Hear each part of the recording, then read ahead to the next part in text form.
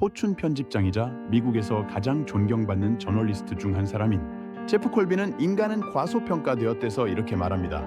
기계를 이기려 하거나 기계가 인간보다 못하는 것이 무엇인지에 매달리지 말고 안으로 눈을 돌려 인간을 보라.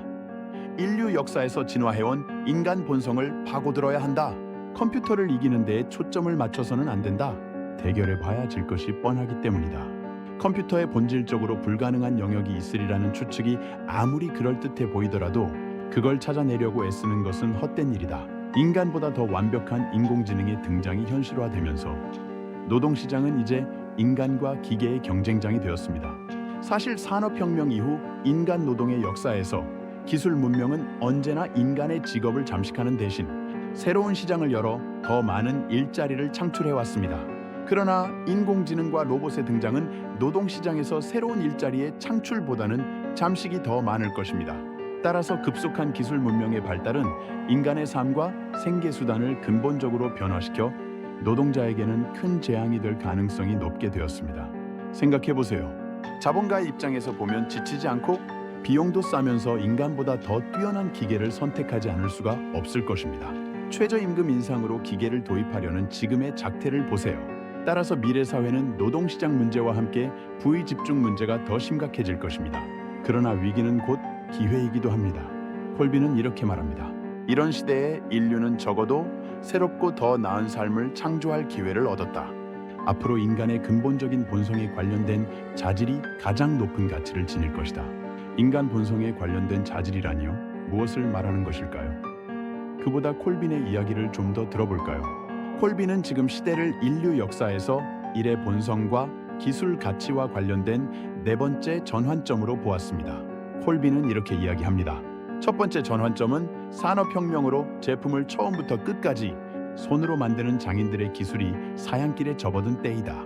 두 번째 전환점은 20세기 초 전기가 보급되고 공장이 정교해지면서 복잡한 기계를 다룰 줄 아는 교육과 기술 수준이 높은 노동자들의 수요가 많아진 시기이다. 이때 교육받은 노동자들이 환영받으며 고등교육 대상자가 급속히 늘었다. 세 번째 전환점은 정보 기술이 발달해 중간 수준의 반복적인 일을 대체하게 된 1980년대이다. 이로 인해 기술 숙련도 면에서 맨 위와 맨 아래에 해당하는 일자리, 즉 변호사, 컨설턴트 같은 최상위 지식 노동직과 간병인, 정원사, 요리사 같은 서비스, 직종 일자리가 지속적으로 늘어났다. 이제 인류는 오랫동안 안정적이었던 최상위 지식 노동직과 서비스 기술직이 한꺼번에 위협받는 네 번째 전환기에 들어섰다. 이 네 번째 전환점의 변화는 지식 노동자에서 관계 노동자로의 변화이다. 따라서 새롭게 부상하는 관계 노동자의 핵심 능력은 공감, 사회적 민감성, 스스로를 표현하는 스토리텔링 등이다.